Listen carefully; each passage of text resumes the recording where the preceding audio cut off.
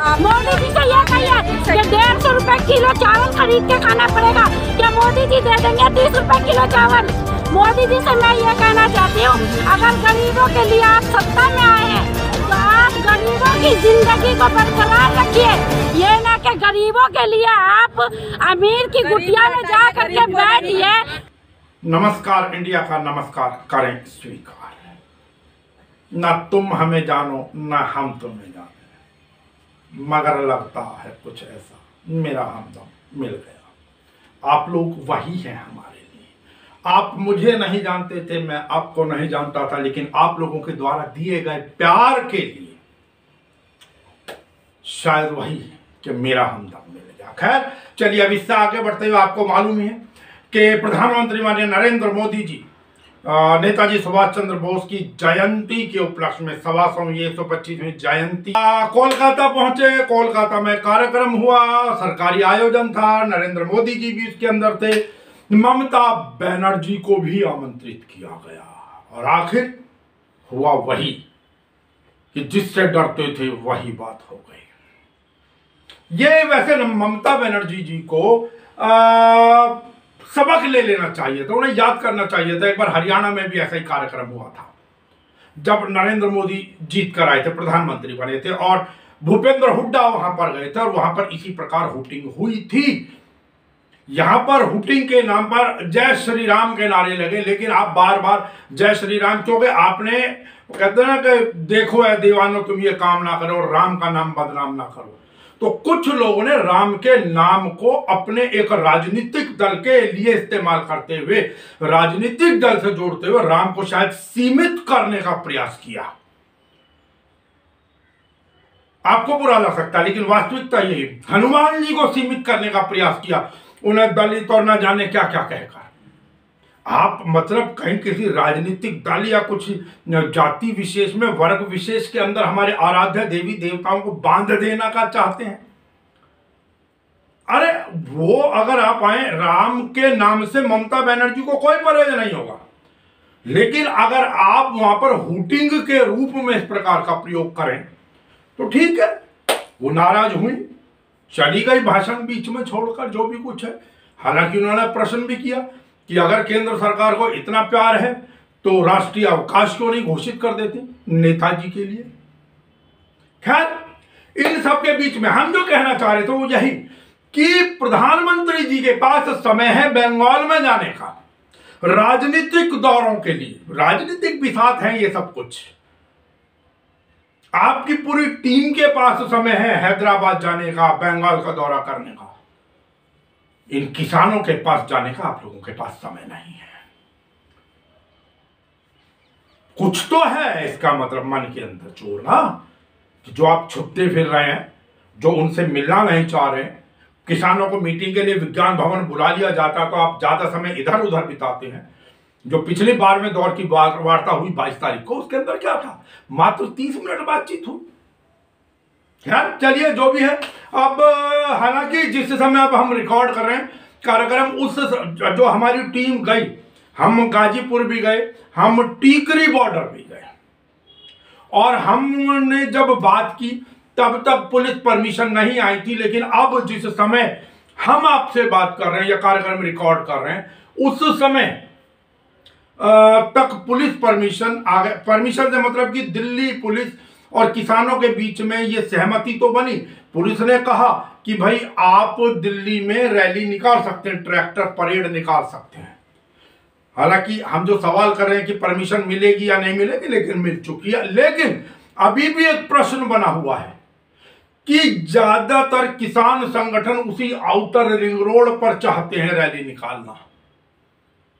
गौर कीजिएगा, सबसे पहले कुछ चैनल भ्रमित कर रहे हैं, क्योंकि जो दिल्ली से बाहर के लोग होते हैं उन्हें नहीं मालूम होता रिंग रोड और आउटर रिंग रोड के अंदर अंतर। रिंग रोड अलग है और आउटर रिंग रोड अलग है। गौर कीजिएगा, हम अभी बता देते हैं। तो वो आउटर रिंग रोड पर निकालना चाह रहे हैं, जो कि दिल्ली के बाहर की तरफ का रास्ता बनता है। रिंग रोड दिल्ली में अंदर का रास्ता बनता है। अब पुलिस ने जो परमिशन या जो रूट सुझाया है, वो बिल्कुल ये सुझाया कि कहने के लिए वो दिल्ली है क्षेत्र, वो बिल्कुल हरियाणा या यूपी के बिल्कुल बॉर्डर से लगे हुए क्षेत्र हैं। वो आउटर रिंग रोड या दिल्ली वालों को टच भी नहीं करते हैं, अगर सत्य पूछा जाए। खासतौर से जो टीकरी और इस साइड का एरिया है वो कहने के लिए दिल्ली में है, लेकिन जो मुख्य दिल्ली है जहां पर किसान प्रदर्शन करना चाहते हैं, जहां से एक संदेश देना चाहते हैं विश्व भर के अंदर कि भाई आइए और देखिए, देश के अंदर जहां जवान परेड करता है वहां किसान भी परेड करता है। वो सीमाओं की रक्षा करता है, ये जमी की रक्षा करता है, सोना उगाता वो है ना कि मेरे देश की धरती सोना उगले उगले हीरे मोती। ये वही किसान है जो कहता है कि हम में नहीं विश्वास की कमी और पीते हैं हम जल खोद के जमी। ये वही किसान है। तो खैर कुल मिलाकर लेकिन हम एक चीज बहुत स्पष्ट कहेंगे, यद्यपि ये निर्णय किसान नेताओं का है कि वो पुलिस के इस जो अभी तक पुलिस ने रूट सुझाया हुआ है, हालांकि फाइनल किस पर होता है बात अलग है, अगर इस रूट को स्वीकार कर लेती है तो फिर एक संभावना जरूर बनती है कि देर सबेर फिर अगेन कि किसान कुछ प्रतिनिधि जरूर इस प्रस्ताव के पक्ष में जो सरकार ने दिया हुआ है कृषि कानून, कृषि बिल को लेकर, उसको स्वीकार सकते हैं। ये आज आप नोट कर लें।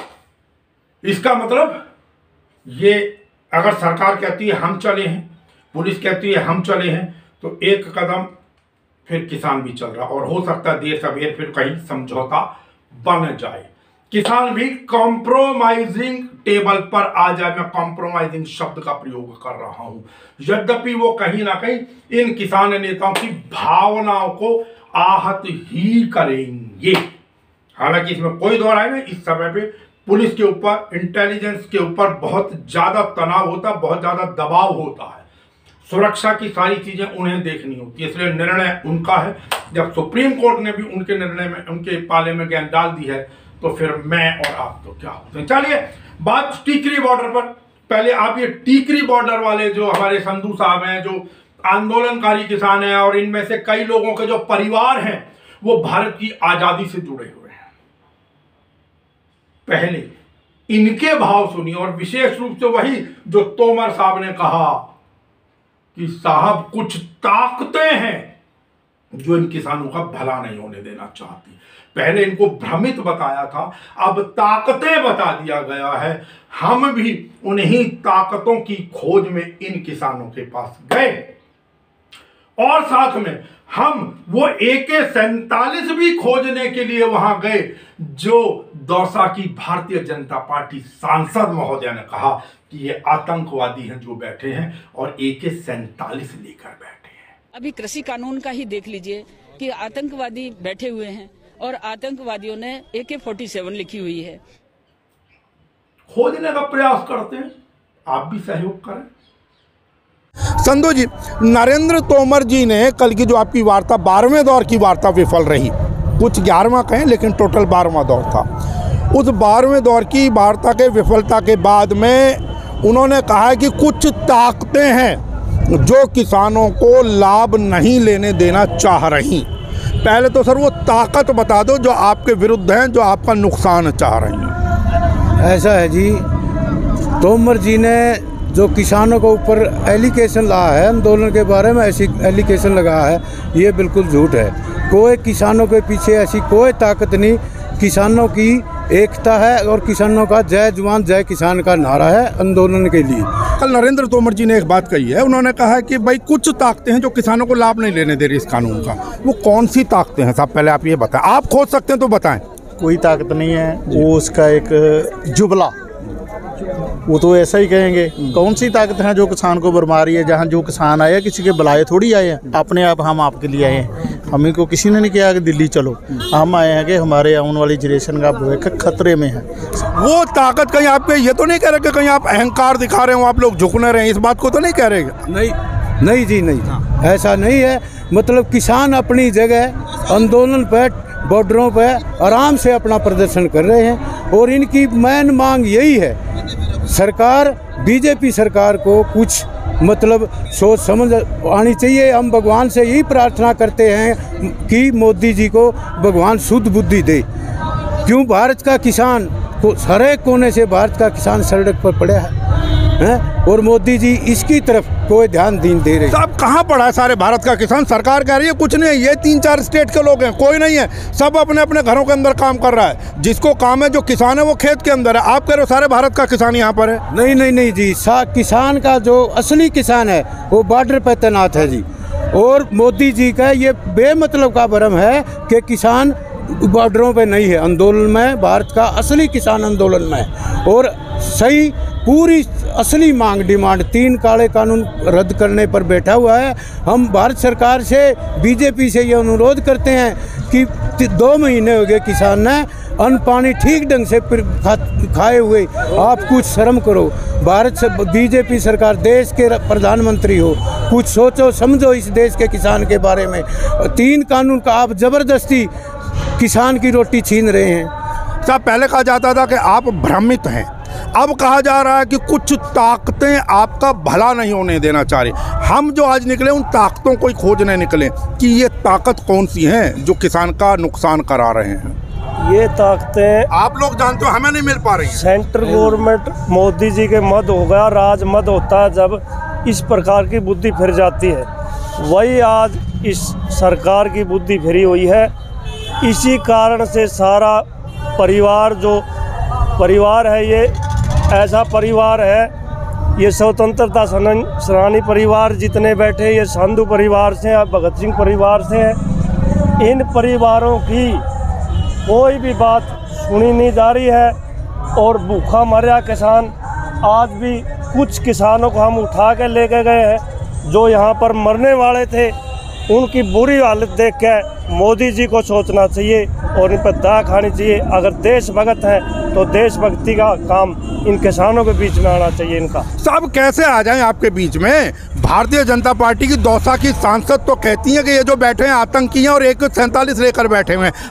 अभी कृषि कानून का ही देख लीजिए कि आतंकवादी बैठे हुए हैं और आतंकवादियों ने AK-47 लिखी हुई है, खालिस्तान का झंडा लगाया हुआ है। अगर हम आतंकी हैं तो आए हमें बम छोड़े, हम पर मार डाले। हम आतंकी हैं तो हक मांगे तो आतंकी, जो अगर बॉर्डर पर मर जाए फिर देशभक्त दरवेश हैं जी।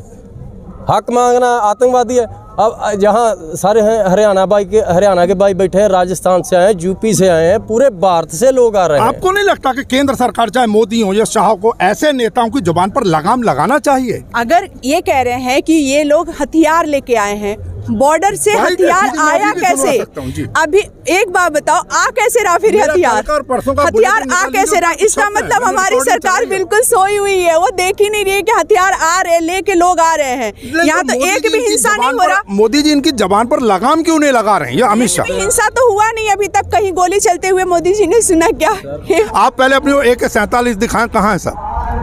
हम नहीं खोज पाए। हमारी AK-47 नहीं है जी, हमारी तो जय जवान जय किसान का नारा AK-47 है। नहीं पता, दौसा की सांसद हैं जसकौर मीणा, उनका है। मैं कई दिन से चला भी रहा हूँ, उनकी क्लिप चला रहा हूँ बाकायदा। वो गलत है जी, वो गलत है।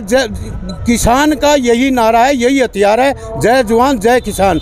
और रिंग रोड पर हम ट्रैक्टर यात्रा में तिरंगा झंडा लेकर जय जवान और जय किसान की यात्रा निकालने। आप लोग क्यों अड़े हुए हैं? जब पुलिस आपको परमिशन नहीं दे रही तो आप क्यों निकालना चाह रहे हैं? उस दिन क्यों निकालना चाह रहे हैं? पुलिस हमारे सामने नहीं आवेगी जी। बताओ, तिरंगे के ऊपर पुलिस लाठी चार्ज करेगी, पानी फेंकेगी। लाठी चार्ज नहीं करेगी। अभी यहाँ पर मेरे पास है वीडियो, सारे बैरिकेड और इतनी बड़ी तरीके से रास्ते करते हैं, तोड़ना बड़ा भारी हो जाएगा। लेकिन बावजूद उसके आप लोग जाएंगे, फिर वही प्रश्न है कि आप जो 26 जनवरी की रट पर अड़े हुए हैं, और कोई दिन क्यों नहीं चुन लेते हैं?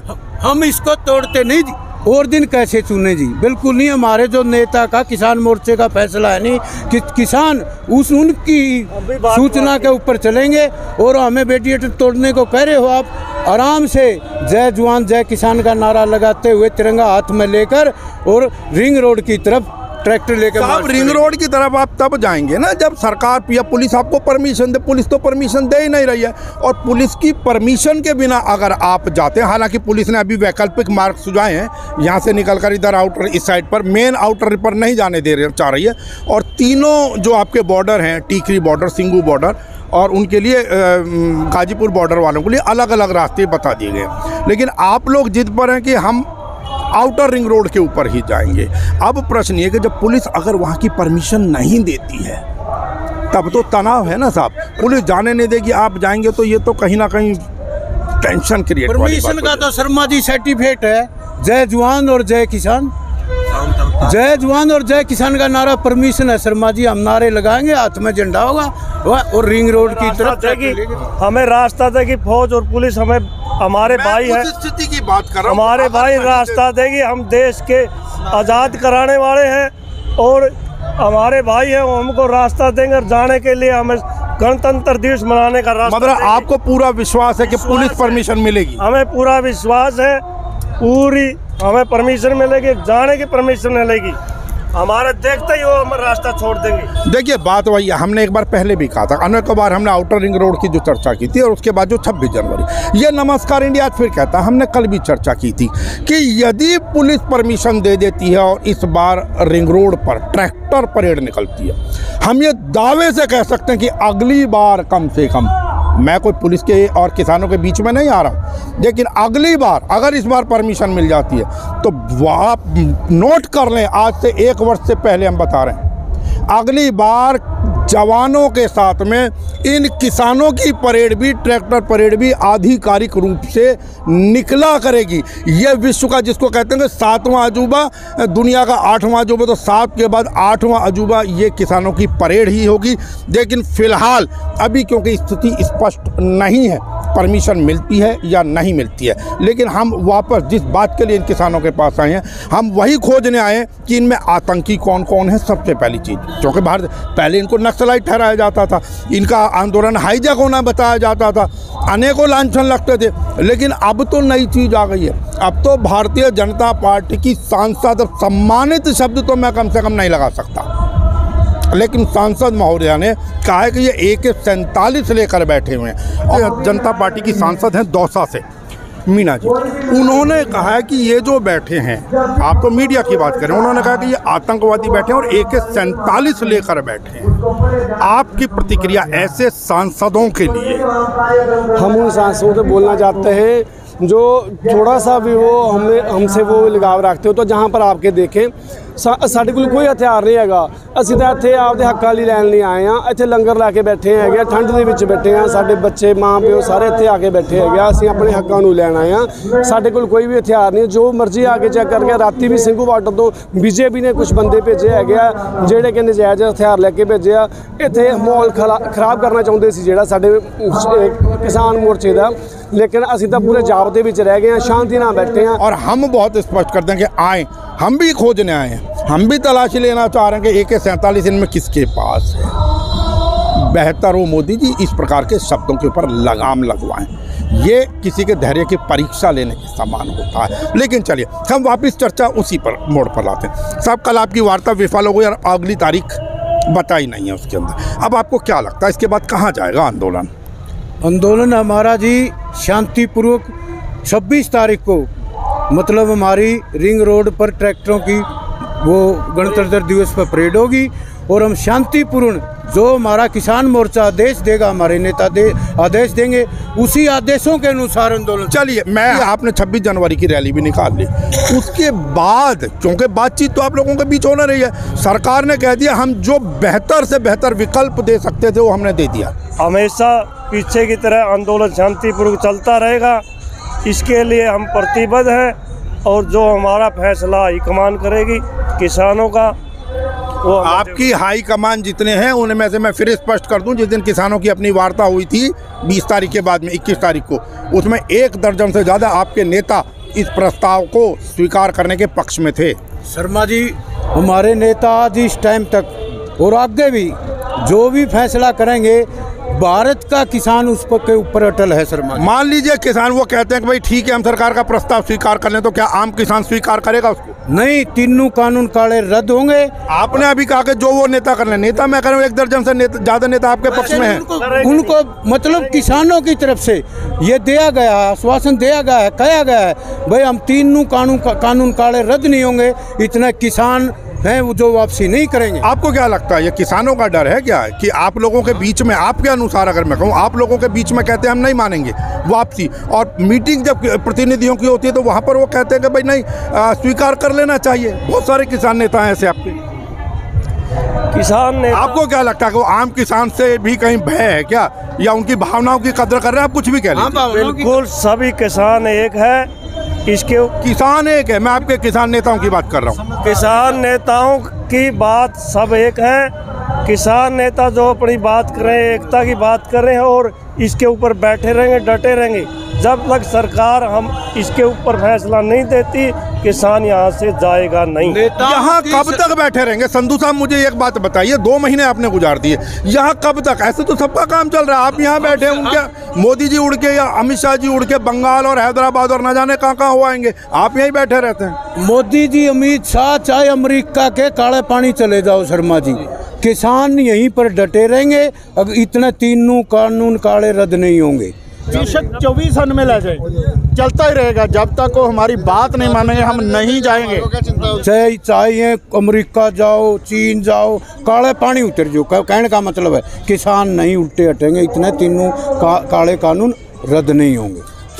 तो देखा आपने, ये लोग तो जय जवान जय किसान, यही इनकी AK-47 हो, KK-47 हो, कोई सी BK-57 हो, जो मर्जी कह लीजिए, जो कुछ है ये जो राष्ट्र ध्वज लिए खड़े हुए हैं, ये जो अपने ट्रैक्टरों पर राष्ट्र ध्वज लेकर चलने की बात कर रहे हैं। यद्यपि कुछ जगहों से सुनने पर आया कि राष्ट्र ध्वज ना लगाने की अपील की गई है अगर रैली निकलती है तो। हालांकि फिर वही बात, उससे आगे की अगर मैं चर्चा करूं, वही फिर कुछ चैनल हैं जो ये दिखा रहे हैं कि भाई देखिए, ये मतलब वो वहां पर किन्हीं ने सिख फॉर जस्टिस ने कहा है कि भाई आप उसमें तिरंगा ना लगाएं। क्यों ना लगाएं भाई? मतलब वो तो बहती गंगा में हाथ धो रहे। अरे आप लगाने देना राष्ट्र ध्वज को, राष्ट्र ध्वज लगाकर मेरे किसान जिस तरह चलेंगे, एक अलग दृश्य होगा साहब। 70 वर्षों के बाद एक अलग किस्म का 26 जनवरी गणतंत्र दिवस होगा। खैर, देखिए इन किसानों की AK-47, वो तो इतनी सी होती हुई देखिए, ये आसमान को छूता है तिरंगा, ये मेरे देश का तिरंगा है। इस पर ना जाने कितने सैनिक मर मिटे, कितने आजादी के मतवाले मर पिटे, शहीद हो गए। मोदी जी, अमित शाह जी, अपने इन नेताओं की इस जुबान पर लगाम लगाइए, बेहतर होगा। चलिए अब कुछ बातचीत आप गाजीपुर से देखिए। हमने पिछले अंक में भी जो आपको दिखाया था, वहां पर भी जो भूतपूर्व सैनिक बैठे हुए, उनके भी भाव देखिए जरा। मेरा प्रश्न सर आपसे आज ये है, कल जब आप लोगों ने एक बात तय कर ली कि हमें सरकार के प्रस्ताव को मानना ही नहीं है, तो आज क्यों गए? और मैं किस लिए पूछ रहा हूँ, कई टीवी चैनल्स हैं जो आपके नेताओं के साथ गलबैयाँ करते हैं और वो ही कहते हैं कि आप लोग सिर्फ टाइम वेस्ट कर रहे हैं, अपना भी और सरकार का भी। मेरा प्रश्न इसलिए है, उसमें ये है कि जैसे गवर्नमेंट ने अभी इतना झुकी है कि हम 2 साल तक, 1.5 से 2 साल तक इसको होल्ड कर देंगे, तो हो सकता है कि किसान के चाहे ना पौड़ियाँ 4-4 पौड़ियाँ नीचे आ रही रोज गवर्नमेंट, हो सकता है हमारा जो मान ही जाए। कैसे करते में गए हैं अब जब गवर्नमेंट बुलाती है, अगर नहीं जाएंगे तो जैसे सुप्रीम कोर्ट को जब सब बोलेंगे बाहर के हम तो बुलाते हैं, जो आते नहीं है, भले चाहे वापस लें ना लें, लेकिन मीटिंग में तो जाएंगे। मतलब आपका प्रस्ताव वही है, आप अपनी बात से नहीं मानेंगे, आप सिर्फ टो लेने गए कि क्या पता सरकार टो नहीं। भारतीय सभ्यता संस्कृति ये धरोहर है कि जब भी कोई भी बुलाएगा हमें जाना पड़ता है। हम मनसा रावण की भी जानते थे, लेकिन हमने उनको भेजा, उन्होंने देखिए हल तो बातचीत से ही निकलेगा, आज नहीं तो कल निकलेगा। और भारतीय सभ्यता संस्कृति है तो उसी आधार पर अगर हम जानते हैं, कभी भी पाप हार नहीं मानता। कंस ने नहीं माना, रावण ने नहीं माना, दुर्योधन नहीं माना, अंग्रेजों ने नहीं माना, मुगलों ये भी नहीं मानेंगे। लेकिन हमें बुलाएंगे तो हम जाएंगे, बातचीत ही हल है। नहीं तो भारतीय लोकतंत्र इस बात का फैसला कर देगा कि जन बड़ा है कि तंत्र बड़ा है, कि लोक बड़ा है कि तंत्र बड़ा है। हमेशा लोक जीता है, जन जीता है। न तिरंगा कभी झुका है न झुकेगा, न हिंदुस्तान टूटा है न टूटेगा। यही स्वस्थ खूबसूरत लोकतंत्र की परंपरा है। भारतीय आज लोकतंत्र इकट्ठा हो रखा है। नया आगाज, धरती ये जमी आपकी, धमक हमारी है। आगाज आपने किया है, अंत हम करेंगे जिसे रावण का होगा। जय जवान जय किसान। आपको लगता है कि जय किसान।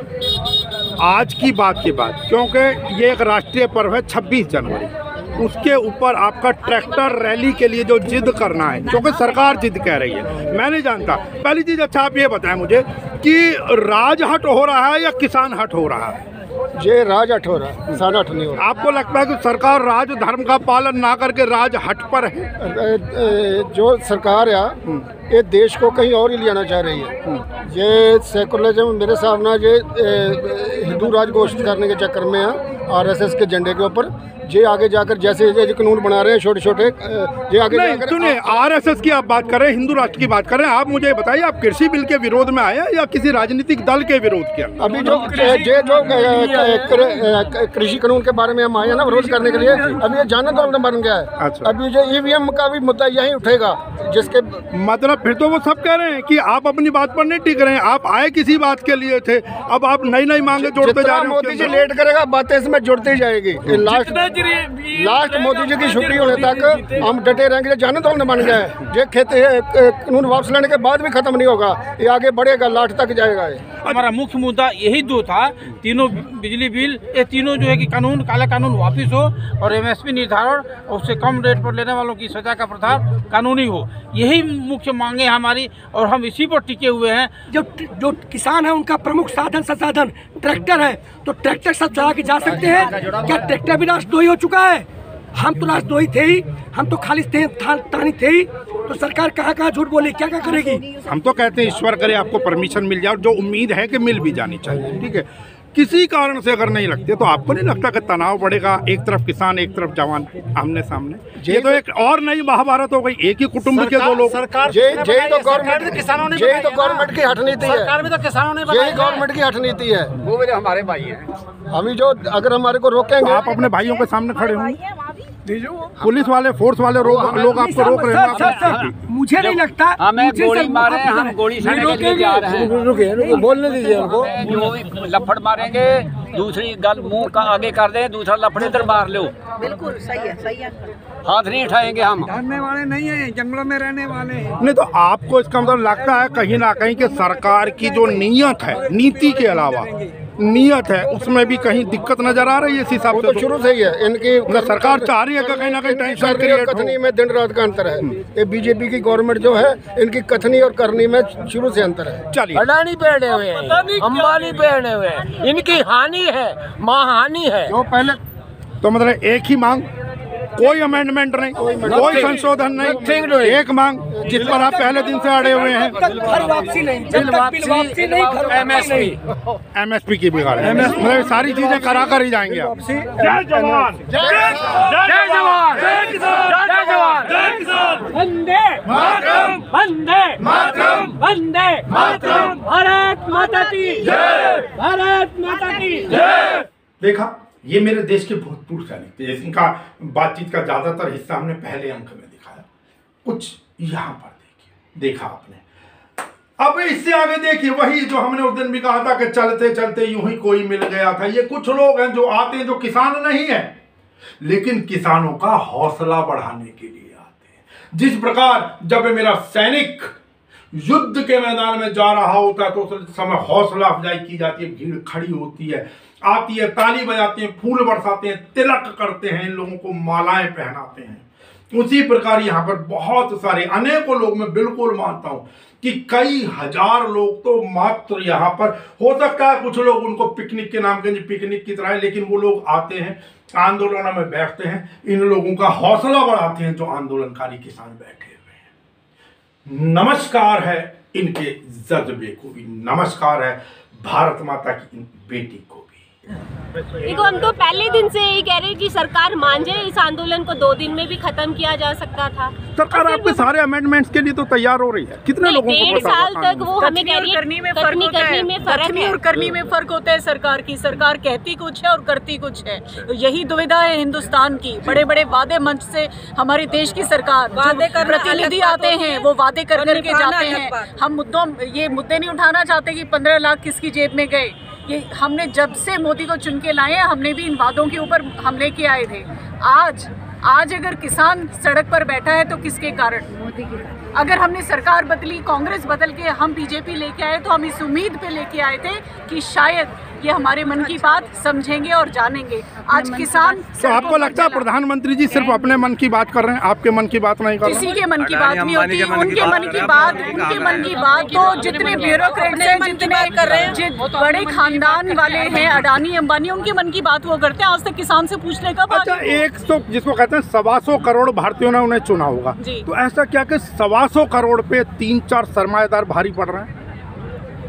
125 करोड़ पे किसान भारी पड़े हैं, किसान के मन की बात भारी पड़ी। नहीं, प्रधान नहीं मान रही ना सरकार, इसके अंदर तो वो क्यों मानेगी? आज की तारीख में हम जीत की तरफ बढ़ रहे हैं, हम जीत की तरफ बढ़ रहे हैं और किसानों ने इस जीत का मजा आज हमें चखाया।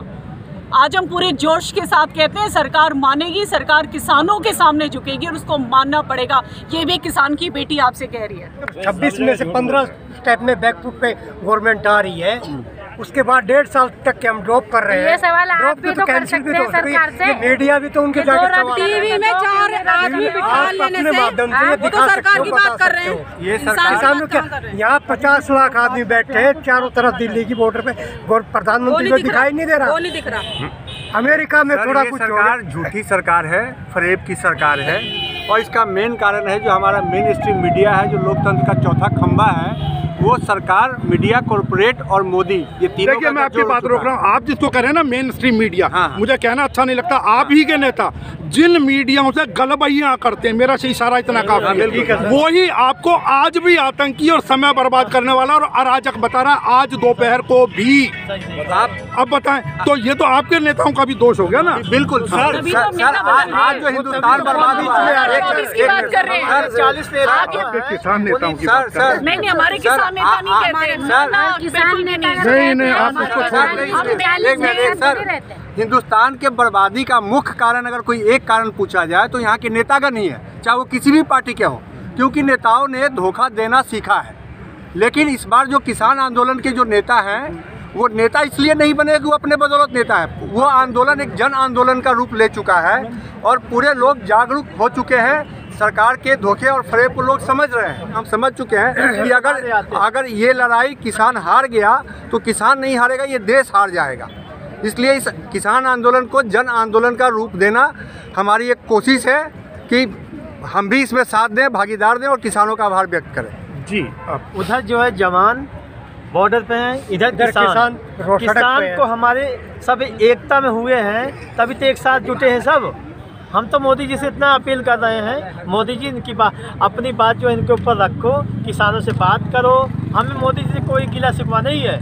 और देखिए, हमने पहले भी आपसे कहा है कि हम जिन लोगों से बात कर रहे होते हैं, ये कोई अर्थशास्त्री नहीं है, बहुत बड़े कानूनविद नहीं है। आपको बहुत सारी चीजें इनकी बिल्कुल लग सकती होंगी कि यार ये किस प्रकार की आप बात कर रहे हैं, एक भाई नहीं कानूनी दृष्टि से ये ठीक नहीं है, अर्थशास्त्र ऐसा नहीं है। और कुछ लोग हमसे भी सोचते होंगे, लेकिन क्या है कि हम इन लोगों की भावनाओं को, अब भावनाएं तो कल को कोई कहने लगे, कल को कोई दूसरे तरीके की भावनाएं प्रकट करने लगे, नहीं, जो राष्ट्र से संबंधित भावना, ये राष्ट्र प्रेमी लोग हैं, ये इसी भूमि के लोग हैं, ये राष्ट्र का भला चाहने वाले लोग हैं। तो इनकी जो भावना है, ये जमीन से जुड़े हुए लोग हैं, इनकी भावनाओं को भी मंच प्रदान करता है नमस्कार इंडिया। जो बड़े बड़े वो तमगा लगाए घूम रहे होते ना, छलंगी चल रहे हैं, घूम रहे हैं, फिर रहे हैं, ये ट्रैक्टर आतंकी ट्रैक्टर है, ये देखिए किस प्रकार का भड़काऊ बयान दे दिया, जबकि उसमें एक शब्द नहीं निकलता, अड़काऊ भड़काऊ दूर तक भी। क्या तो हम उनमें से नहीं है। हम कहते हैं ना, वैसे कहा गया जहां ना पहुंचे कवि वहां पहुंचे रवि। तो जिसको कोई मंच नहीं देगा जिनकी भावना को, उन सब के लिए नमस्कार इंडिया बैठा है। क्योंकि आप लोग, हमने फिर कहा ना, मेरा हमदम मिल गया, आप हमारे हमदम हैं। आप बेझिझक अपने शब्दों को हमारे पास पहुंचाइए। पहली अक्तूबर तो पहला ट्रेलों से बैठे थे, 25 तरीक तो पहला जथा जो सी गुरदासपुरों ਸਿੰਘੂ ਬਾਰਡਰ ਦੇ ਸਾਡਾ ਆਇਆ ਸੀ। 25 तरीक तो लैके इत्थे बैठे हाँ। साढ़े घरदियां दा ये स्नेह है कि जब तक इत्थों जित प्राप्त नहीं होंदी, बिल अपने रद्द करा के ते फिर ही घर नूं वापस आउणा। साडा बेटा एक न्यूजीलैंड आ, ਉਹਦਾ भी रात कल फोन आया सीगा भी जे डैडी मैं इत्थे हुंदा रहा ਤੇ ਮੈਂ ਵੀ ਤੁਹਾਡੇ ਨਾਲ ਸਾਥ ਦੇਣਾ ਸੀ, ਕਿਉਂਕਿ ਇਹ ਜਿਹੜਾ ਵਾ ਲੋਕਤੰਤਰ ਦਾ ਬਹੁਤ ਵੱਡਾ ਘਾਣ ਹੈ। ਇਹਦੇ ਵਿੱਚ ਦੇਖੋ ਜੀ, ਜ਼ਿਮੀਂਦਾਰ ਮਰਦਾ ਤੇ ਇਹਦੇ ਨਾਲ ਮਜ਼ਦੂਰ ਹੀ ਮਰਦਾ, ਛੋਟਾ ਦੁਕਾਨਦਾਰ ਵੀ ਮਰਦਾ, ਵਪਾਰੀ ਵੀ ਮਰਦਾ।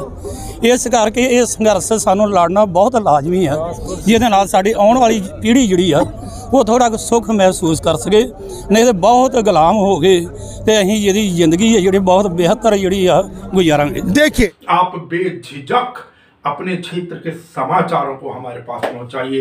और नमस्कार इंडिया फिर कहता है, आप लोग अपने बयान अगर रिकॉर्ड कराना चाहें, शुभकामना संदेश भेजना चाहें गणतंत्र दिवस के या किसी भी विषय में, भेजिए। हमारा प्रयास होगा अधिक से अधिक लोगों को स्थान प्रदान किया जाए। खैर, सबसे पहले अब इस कृषि कानूनों से संबंधित भूमि एक अलग विषय, लेकिन उसके बाद आम जनता के मन में किस प्रकार के विचार हैं या विचार घर कर गए हैं, बहुत से लोग ये भी कह सकते हैं, वो भी सुना जाए, क्योंकि ये कंज्यूमर पार्ट हो जाता है। अब इन लोगों को भी सुने, जो उपभोक्ता वर्ग होगा उसके मन के अंदर क्या दर्द या क्या शंका है, सुने। सर, जो व्यापारी है वो टमाटर बेचने में इंटरेस्टेड नहीं होगा। व्यापारी टमाटर का सॉस बना के बेचेगा, प्यूरी बना के बेचेगा, केचप बना के बेचेगा। उसी तरह व्यापारी मक्का नहीं बेचेगा, मक्का का कॉर्नफ्लेक्स बनाएगा। व्यापारी आलू नहीं बेचेगा, वो आलू का चिप्स बेचेगा, जिसका नतीजा होगा कि होर्डिंग आपने कर दिया लीगल, जमाखोरी लीगल हो गया। फिर सरकार ने बोल दिया कि खाद्य पदार्थों का जब तक 100% तक दाम नहीं बढ़ेगा तब तक सरकार इंटरफेयर नहीं करेगी। तो जो आटा, जिस भाई साहब बोल रहे थे, जो आटा 40 रुपये है वो 79 रुपये व्यापारी बेचेगा, तब तक सरकार का कोई इंटरफेरेंस नहीं है। जिसका नतीजा होगा कि शहर के आम जन और आम जन में गरीब, और सबसे बड़ा दुर्भाग्य ये है कि मोदी जी की असली जात जो है वो गरीब की जात है। तो जब एक गरीब का बेटा प्रधानमंत्री बनता है तो सबसे ज़्यादा उम्मीद गरीब को होता है ना। तो सबसे ज़्यादा उम्मीद गरीब को होता है कि अब हमारे जाति का एक प्रधानमंत्री बन गया, अब हमारी समस्याओं का समाधान हो जाएगा। लेकिन वो गरीब का बेटा जब प्रधानमंत्री बनता है तो उसकी जाति हो जाती है कॉरपोरेट की। वो कॉरपोरेट का एजेंट की तरह काम करता है। वो जो भी नीति बनाता है, कानून बनाता है, कॉरपोरेट को फ़ायदा होता है। और कॉरपोरेट मीडिया और मोदी का नेक्सस है, जिसका खामियाजा आम जन को भुगतना पड़ रहा है। और सबसे ज़्यादा मारा जाएगा गरीब, क्योंकि किसान लड़ लेगा, क्योंकि किसान प्रोड्यूस करेगा या एग्रीमेंट करेगा। लेकिन शहर के लोग और आम जन किससे एग्रीमेंट करेंगे? उनका किसी से एग्रीमेंट नहीं होगा। तो ये कानून, काला कानून, आम जन लोगों के लिए ज़्यादा काला कानून है, क्योंकि जमाखोरी लीगल हो गया देश में पहली बार। आश्चर्य नहीं हो रहा है आम जन लोग को। फिर महंगाई सरकार खुद कानून के रूप में कहती है कि 100% बढ़ेगा, उसके बाद मैं इंटरफेयर करूँगा। तो ये गूंगी बहरी सरकार क्या इंटरफेयर करेगी? ईस्ट इंडिया कंपनी चली गई, गोरे अंग्रेज चले गए। देश का दुर्भाग्य है कि काले अंग्रेज अब बैठ गए हैं और ईस्ट इंडिया कंपनी की जगह अंबानी और अडानी जैसी कंपनी आ गई है। सर, ये सबके अपने अपने विचार और बहुत सारे लोगों के विचार है। हमारा फिर निवेदन है कि आप लोग नमस्कार इंडिया से जुड़े रहें। जिस भी प्लेटफॉर्म पर देखते हैं वहां पर लाइक करें, सब्सक्राइब करें, फॉलो करें, जो भी करें। यूट्यूब वाले विशेष रूप से ध्यान रखें, जो भी नमस्कार में NAMASKAAR फिर स्पेस देके इंडिया, के बाद 2 बार ए आता है, बस इतना ध्यान रखिए। इतना सा हमारा आप लोगों से निवेदन है। तो अब हालांकि हमने जो ये 98 वर्षीय नेता राज सिंह जी, इनके भी भाव आपको पहले भी सुनवाए थे, जो 26 जनवरी की परेड को, ट्रैक्टर परेड को लेकर इन लोगों के भाव थे। लेकिन और आगे भी थोड़ा सा सुनिए। देखिए, ये इनका दिल बोलता है इनके लिए, क्योंकि जिसको कहते हैं पूरा भारत एक है। तो अब अगर इन्होंने कोई शब्द कहे हैं तो उन्हें अन्यथा ना लिया जाए। लेकिन खैर, इनकी भावनाओं को सुनिए। राज सिंह जी हैं 98 ईयर्स के हैं ये लोग। ये अब तो जिला गाजियाबाद हो गया है, पहले मेरठ ही जिला हुआ करता था। ये मेरठ की ही भूमि है और आज़ादी के मतवालों की भूमि है। तो अब जिला गाजियाबाद हो गया, वहीं का मोदी नगर के पास के एक गाँव के हैं। पहले आप इनको सुने। बाबूजी, अब आज की वार्ता तो बेकार हो गई, विफल हो गई। सरकार ने कह दिया हम इससे ज़्यादा कुछ नहीं कर सकते। अब बताओ क्या होगा? हम वो करो या मत करो, हमें तो दिल्ली पे जाना है जी। 26 तारीख को झंडा फहराना है। और जब हमें भी तो अधिकार है झंडा फहराने का, हमें कौन रोक देगा? और रोको, हम जबरन जाएंगे दिल्ली, और दिल्ली पर कब्जा करना है। दिल्ली पर कब्जा करना है। हाँ जी। तो पहले कानून तो बनवा लो, पुराने तो रद्द करवा लो, पहले कब्जा करोगे? अजी पहले कब्जा करें, कानून जब बनेगी बनती रहेगी। हाँ। और वहीं से टेंट लगाओगे, इन टेंटों को पाड़ कर ट्रैक्टरों में धर कर वहीं ले जाएंगे, जहाँ रोकेंगे वहीं टेंट काट देंगे। वार पार किया, ऐसा नहीं हटेंगे हम। नहीं तो आज तो अब सरकार अब कैसे बात बनेगी? अब तो सरकार अब तो यूं भी नहीं पता वार्ता कब होगी कब नहीं होगी। सरकार ने तो मना कर दिया करने का, इससे ज्यादा हम कुछ दे नहीं सकते। हम तो अपने नेताओं से भी यूँ कह रहे हैं कि इस वार्ता का बहिष्कार करो। हाँ। और अपने घरों बैठो और वार पार की लड़ाई हो दो। अधिकार हमें भी है झंडा फहराने का। तो ये उत्तर प्रदेश के थे। अब पंजाब वाले बुजुर्ग को भी सुने, इनके भी भावनाओं की कद्र करता है नमस्कार इंडिया। सुनिए। मैं संगत को ये पूछना चाहता जी, ਅਸੀਂ ਜਵਾਬ ਦੇ ਦਿੱਤੇ ਹੈ ਆਪਣੇ ਬੱਚਿਆਂ ਨੂੰ ਜਾਂ ਪੋਤਰਿਆਂ ਨੂੰ ਪੋਤਰੀਆਂ ਨੂੰ ਸਿੱਖੀ ਬੱਲੇ ਕੋਈ ਗੱਲ ਦੱਸ ਸਕਦੇ ਬਾਅਦ ਦੇ ਵਿੱਚ? ਅਸੀਂ ਤੇ ਅੱਜ ਤੋਂ ਮਰ ਗਏ, ਸਾਡੇ ਬੱਚੇ ਕੀ ਪੁੱਛਣਗੇ ਵੀ ਸਿੱਖੀ ਹੈ ਨਹੀਂ? ਅਸੀਂ ਉਹਨੇ ਸਾਡਾ ਹੱਕ ਸਾਨੂੰ ਦੇ ਦੇ, ਅਸੀਂ ਨਾ ਉਹਨੂੰ ਕੁਛ ਕਹਿੰਦੇ ਨਾ ਨਾ ਸਾਨੂੰ ਕੁਛ ਕਹੇ। ਹੱਕ ਕਹਾਂ ਲੈ ਕੇ ਜਾਣਾ, ਭਾਵੇਂ ਜੀਂਦੇ ਤੇ ਹਾਂ ਜਾਣਾ ਨਹੀਂ। ਫਿਰ ਇਹ ਜੇ ਕਹੀਏ ਜੀਂਦੇ ਚੱਲ ਜਾਣ, ਸਿੱਖ ਜੀਂਦੇ ਨਹੀਂ ਜਾਣਗੇ, ਮਾਰ ਦੂਗੇ ਤੇ ਤਾਂ ਵੀ ਲੈ ਜਾਣਗੇ, ਨਹੀਂ ਤੇ ਅਸੀਂ ਆਂਦੇ ਸਾਡੇ ਹੱਕ ਦੇ ਦੇ। ਸਾਡਾ ਕੋਈ ਵੈਰ ਨਹੀਂ ਹੈਗਾ, ਕੋਈ ਵੈਰ नहीं है। आपको ये आप लोग इन लोगों के भाव सुने, लेकिन है सब पूरी तरीके से राष्ट्रप्रेमी, अपनी जान दे देने के लिए तैयार हैं ये लोग। देखिए, जब कोई व्यक्ति कहता है कि हम प्राण त्याग देंगे, यहां मर जाएंगे, लेकिन इस बात के बिना नहीं जाएंगे, तो कद्र करनी चाहिए। याद है जिस समय अन्ना हजारे जब वो कुछ दिनों के लिए अगर अनशन पर बैठ गए थे तो क्या हालत थी? 1 हफ्ता चला होगा अनशन मुश्किल से। तब ये सारे के सारे जितने भी थे ना आज सत्ता में, ये सब के सब वहां भागे जाते थे, नतमस्तक होते थे। खुद नहीं जाते थे तो बाकी लोगों को भेजे रखते थे। अगर हमें उनके प्राण इतने प्यारे थे तो ये मेरे देश के, ये पंजाब से आए, इनको जो आपने सुना, क्या इनके प्राणों की, इनके भावनाओं की कदर नहीं है? नमस्कार इंडिया आप सभी के भावनाओं को उचित मंच प्रदान करने के लिए है। भारत की इस बेटी को भी सुना है। कंटिन्यू जिस दिन से ये चल रहा है उसी दिन से मैं आ रही हूँ, अलग अलग जगहों पे जाके अपने किसान भाइयों से बात करती हूँ। मुझे भी पता है कि हाँ, सरकार और किसानों में जो टकरार चल रही है, जीतना तो हमारे किसान को ही है, क्योंकि किसान इस समय ना तो कुछ शोर कर रहा, ना शराबा कर रहा। और जो 26 तारीख का भी हमें लग रहा है जो ट्रैक्टर के लिए बोला गया है, अगर वो भी प्रदर्शन होगा तो बहुत शांति से ही होगा, ना कि उसमें भी कोई ये हिंसा का प्रदर्शन करेंगे। और हम यही चाहते हैं कि हम जब तक किसान भाई हमारे रहेंगे, हम साथ आते रहेंगे, रोज आएंगे, रोज इन लोगों से मिल के जाएंगे। देखिए, मैं एक चीज और बता दूं कि मेरे साथ हमारे जो वीडियो जर्नलिस्ट हैं, जो कैमरे के उस तरफ होते हैं अक्सर, मुस्तफ़ा आलम, वो सदा मेरा साथ निभाते रहते हैं। और मेरे साथ दूसरी टीम के साथ दूसरे लोग जाते हैं, लेकिन मेरे साथ मुस्तफ़ा आलम ज़्यादातर मौक़ों पर होते हैं। और कुल मिलाकर आपने देखा कि कोई भी किसान, कोई भी आंदोलनकारी, चाहे सरकार बेशक ये कहे कि ये थोड़े से किसान हैं, ज़्यादातर किसान तो अपने अपने खेतों के अंदर हैं, उन प्रदेशों के लोग नहीं आ रहे हैं, यद्यपि हम सब जानते हैं कि यातायात की व्यवस्था इतनी सुगम नहीं है।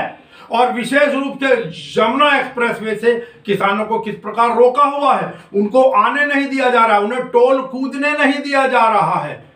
प्रशासनिक स्तर पर कितनी बाधाएं उनके लिए उत्पन्न की जा रही हैं, जो थोड़ा बहुत दूर से भी आ रहे हैं। और जो दूर से आप हैं, आंध्रा, तमिलनाडु, क्योंकि वहां से तो आना इतना आसान नहीं है, लेकिन भावनाएं सबकी जुड़ी हुई हैं। साहब, अगर ऐसा होता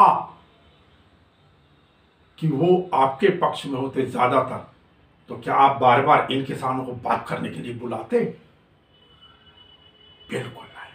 देखिए, हम फिर कह रहे हैं, हम किसी का पक्ष प्रस्तुत नहीं कर रहे हैं, हम जो वास्तविकता, जो जमीनी धरातल, और हम किसानों के पास आंदोलन के बीच से गुजरते हैं। हम उन चैनल्स में से नहीं है जो बैरिकेड के इस वाली तरफ, उस तरफ आंदोलन होता है, इस वाली तरफ से ही घूम के फिर के चल के नौटंकी करके कुछ भी रिपोर्टिंग कर देते हैं। और बड़ी अजीब लगता है, मैं नाम नहीं लेना चाहूंगा, कई बार तो ऐसा प्रतीत होता है कि ये लोग कुछ साइकेट्रिक हैं क्या? इन चैनल्स के तो लाइसेंस रद्द होकर ऐसे लोगों को कहीं, जिसको कहते हैं ना, मानसिक इलाज कराने के लिए भेज देना चाहिए, जिस भाषा का प्रयोग ये लोग करते हैं और जिस प्रकार की झूठी रिपोर्टिंग ये लोग करते हैं। लेकिन वो कहते हैं ना कि भैया सैया भाई कोतवाल तो फिर डर खाएगा। ठीक है, जो चल रहा है उनका अपना काम है, नमस्कार इंडिया का अपना धर्म है आप तक बात पहुंचाते रहने का।